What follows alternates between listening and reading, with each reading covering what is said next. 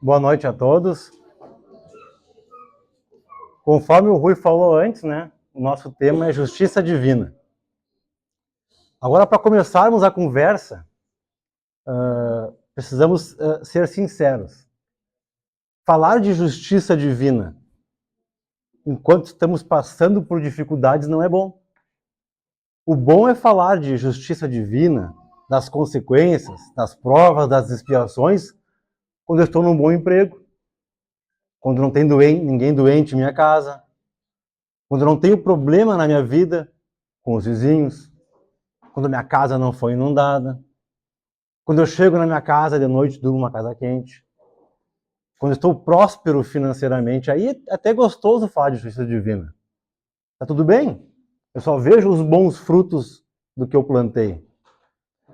Agora, falar de justiça divina, da causa e consequência, estamos colhendo o que plantamos no meio da dificuldade, não é bom. Imagina só, um exemplo assim, um pai, uma mãe, que o filho desencarna antes. Está lá ele no velório com a criança, e nós que temos um pouco de conhecimento, naquele momento de dor eu vou chegar para falar com ele de justiça divina. Se ele me surrar é pouco, porque não tem como no momento de dor, no momento de dificuldade, eu querer que as pessoas, ou que eu mesmo, ou quem estuda, que nem eu sou espírita, tenha consciência e fique alegre no momento de dificuldade. É muito ruim. Tanto que essa dificuldade de lidar com os momentos de provações, de quando vemos que temos que resgatar alguns débitos, existe uma história muito antiga que fala sobre isso. Uma história que remonta antes do Antigo Testamento ser compilado, que é a história de Jó. Todos nós conhecemos a história de Jó, o começo dela, todo mundo conhece. Tinha uma reunião, estava Deus na reunião e tinha os seus filhos próximos a ele. E um se levanta e fala, olha, tem um cara na terra lá que... Mentira, desculpa. Deus fala que podem testar os homens, que existe um homem que mesmo que fosse testado ao limite, ele era fiel a Deus. E esse homem era Jó. Jó ele é testado. Ele perde a família, ele perde os bens, ele perde tudo. E quando ele está na miséria e doente, ele fala, ok, se Deus deu, Deus tirou, ok. Mas essa parte da história todos nós conhecemos. É o primeiro capítulo.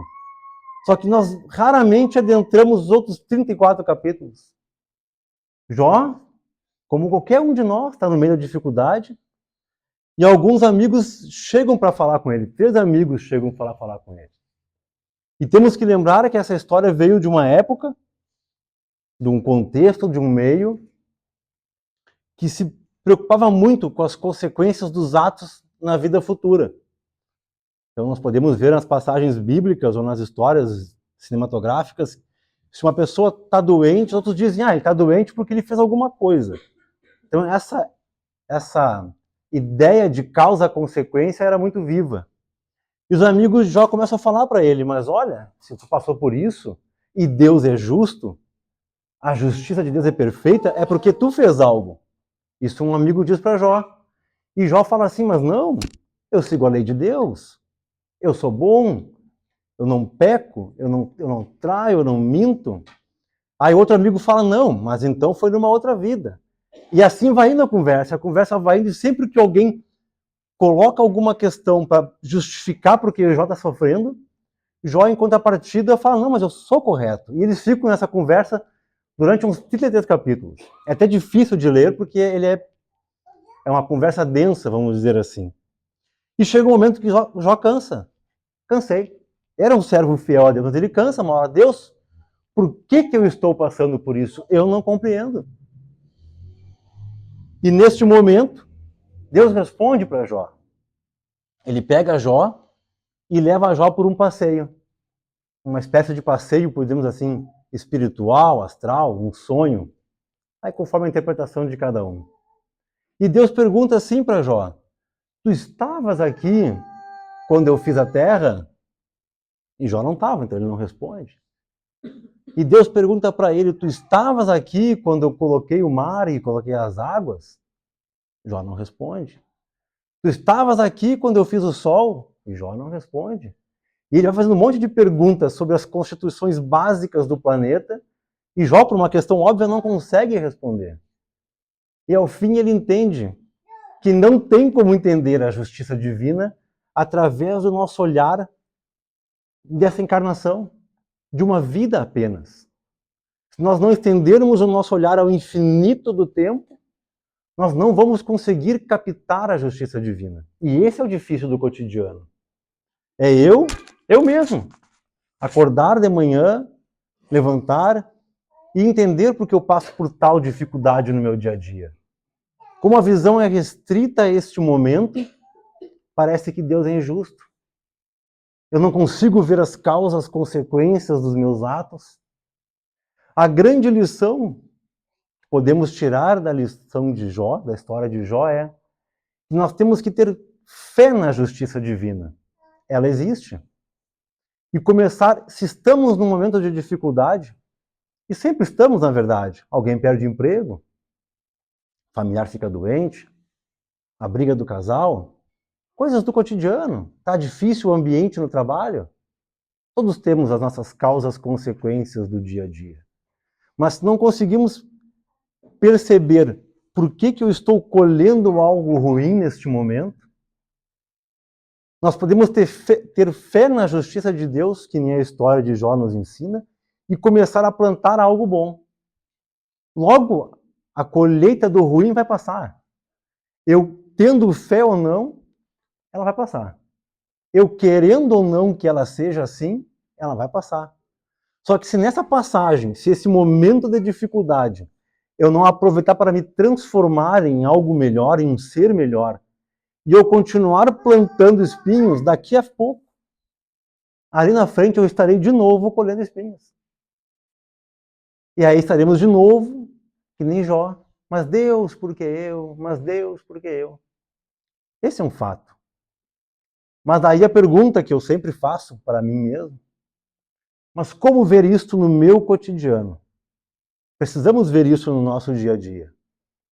Eu estou colhendo o ruim, mas eu quero, ali na frente, eu quero começar a plantar o bom. Eu, como espírita, me debruço sobre as obras do Espiritismo, que Allan Kardec nos trouxe.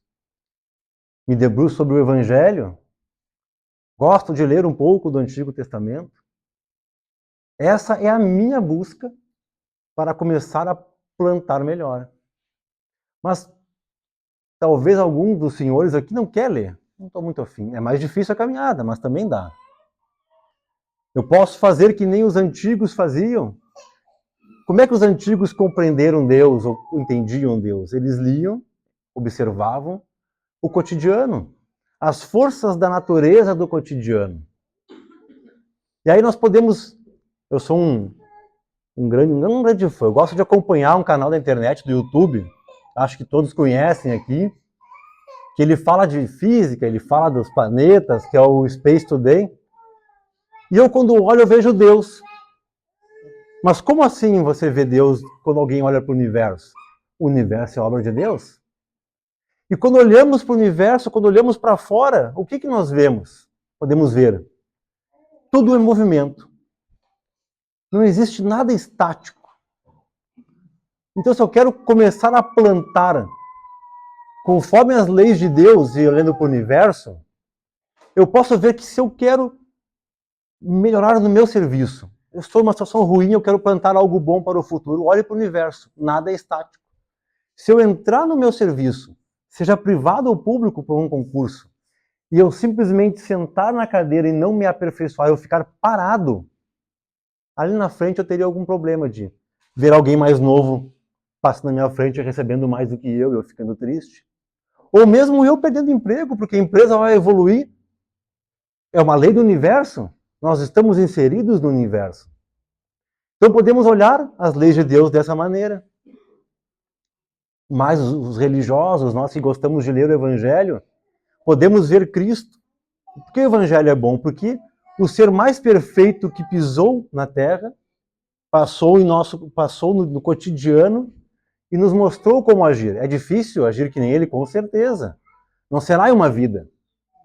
Mas nos cabe dar uma lida e uma aprofundada naquilo ali. E é interessante que o Cristo ele nos ensina: busquem as coisas de Deus e tudo mais te será acrescentado. Então, quando eu começo a buscar as coisas de Deus, eu estou com uma dificuldade, nós estamos com uma dificuldade, e resolvemos numa segunda-feira à noite, em vez de ficar em casa num dia frio, me dispor a buscar a solução de um problema que eu tenho, seja ele de qualquer ordem aqui, no centro espírita, eu comecei a me colocar em movimento buscando a justiça de Deus. E ainda tem que me aguentar falando. Numa segunda-feira à noite, frio, mas tudo bem. Mas nós começamos a nos colocar em movimento através da busca. E quando Cristo ele está no cotidiano, vivendo as coisas, ele teve situações que ele passou por provas difíceis e ele nos ensinou como aceitar a prova. Lembra que quando vai chegar na crucificação, ele fala que ele não queria aquele cálice. Deus, afasta esse cálice de mim. Ele não queria passar pela dor. Mas ao mesmo tempo ele fala, se é a vontade do meu Pai, eu aceito e vou em frente. Nós podemos estar num momento de dificuldade e não achar bom, é óbvio. Quem é que vai achar bom estar na dificuldade? Mas é entender o que Deus quer nos mostrar naquele momento. Fazer essa pergunta antes de dormir ou ao levantar. Deus, eu estou na dificuldade, eu quero me retirar dela. Estou ansioso, estou aflito, está ruim, meu cotidiano não está legal, tem alguma coisinha que não está... Mas o que eu preciso aprender aqui? O que o Senhor está me mostrando? Para onde é que eu tenho que ir para me retirar dela? Porque é uma questão muito interessante. Quando nós oramos a Deus, Ele já sabe do que nós precisamos. A questão é nós nos sintonizarmos com Deus para entendermos o que nós precisamos. Porque às vezes o que eu quero, o que eu acho que eu quero logo ali na frente vira um problema maior ainda para mim. Esses tempos a minha esposa estava escutando uma palestra e ela me contou da palestra, fiquei ouvindo de uma senhora que dizia que não gostava de fazer o Pai Nosso, porque tinha aquela parte que ela falava assim, seja feita a tua vontade, assim na terra como no céu, porque ela tinha medo que a vontade de Deus não fosse igual a dela. Como ela queria a dela, ela não falava isso. É interessante, mas o caminho não está certo. Se nós, de maneira sincera, pedirmos o caminho a Deus, Ele vai vir no cotidiano, e não são grandes mudanças, são pequenas coisas. Às vezes nós vamos ver que a grande mudança para o lar ficar em harmonia é o acordar e ajudar a arrumar a cama. Porque a pessoa que não ajuda a arrumar a cama, a outra que sempre arruma a cama está emburrada, está triste, mas esse encosto não me ajuda nunca. Talvez esse pequeno, daqui a pouco eu orei e pedi a Deus, Deus me mostre o caminho da plantação nova. E era uma coisa simples. Daqui a um pouco eu peço a Deus que eu quero plantar melhor no meu serviço, para ali na frente eu ver o lado bom da justiça de Deus, que é o colher o que é bom. E eu vou perceber que daqui a um pouco eu era uma das pessoas que colocava maledicência no ambiente de trabalho e fazia um ambiente ruim. O simples fato de eu fechar a boca, que eu percebi que eu precisava fazer isso, transforma o meu ambiente de trabalho melhor. Serão pequenos movimentos no nosso cotidiano, na vida prática nossa, que nos transformarão para melhor, e a justiça divina vai parecer um pouco mais leve na nossa vida, mas não vai ser mais leve. Ela vai ser a mesma. Deus é perfeito, Ele não vai mudar por causa de cada um de nós. Mas a nossa plantação ficou um pouco melhor. E ela ficando um pouco melhor, a nossa colheita vai ser um pouco melhor. Paulo, mas o que eu preciso nesse momento? Eu estou na urgência. Eu preciso saber por onde começar. Cada um sabe do seu cotidiano. Quando nós estamos no momento de dificuldade, nós eliminamos um monte de coisas da nossa vida. A gente deixa só o que é essencial. Se eu já não estou dentro do olho do furacão, vamos rememorar os grandes momentos de dificuldade e lembrarmos o que naquele momento era essencial para mim. Está aí minha caminhada.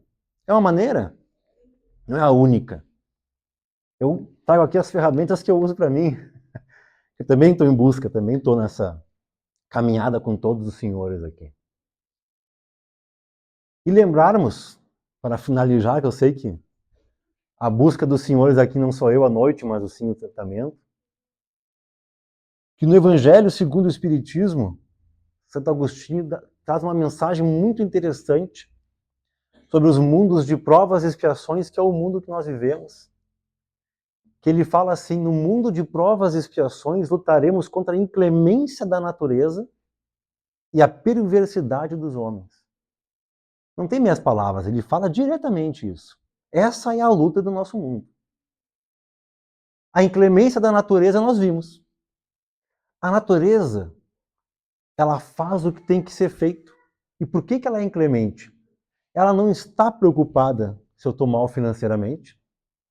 Ela não está preocupada se a minha casa vai desabar, se vira enchente. Ela não vai estar preocupada se eu estou com um familiar doente e vai vir um temporal, um terremoto e vai levar tudo. Ela faz o que tem que ser feito. Com essa informação, nós temos que começar a ver o cotidiano, tentar a ler as leis de Deus e plantar o correto. Não é fácil? Não, não é fácil. Porque às vezes, talvez aquele terreno que eu queria comprar, ele era perto de um açude, de um riacho, e era mais barato. É claro que no momento de dificuldade nós vamos. Nós sabemos como é que é fazer conta no dia a dia. Mas se eu tiver a mensagem que os Espíritos nos trazem, esses Espíritos que nós buscamos socorro, o que eles nos dizem, ela é inclemente.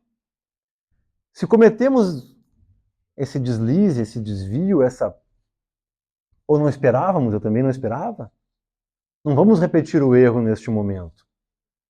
Vamos olhar os sinais que estão no nosso cotidiano, que nem os antigos faziam, e melhorar a nossa plantação, para daqui um pouco aqui na frente estarmos colhendo melhor. Eu espero que tenha ajudado um pouco da colheita divina, da justiça divina. Eu sei, às vezes é ruim, eu sei pro meu cotidiano, quando eu vou ler, quando eu vou estudar de justiça divina, está no suor do dia a dia. Mas se não encararmos essa questão de frente e vermos que é assim, que não vai mudar porque nós estamos mal, mas sim nós temos que nos ajustar e plantar melhor, vamos só repetir a caminhada. Muito obrigado a todos, eu espero que tenham uma boa semana, consigam o que estão buscando e vamos plantar um pouco melhor. Muito obrigado.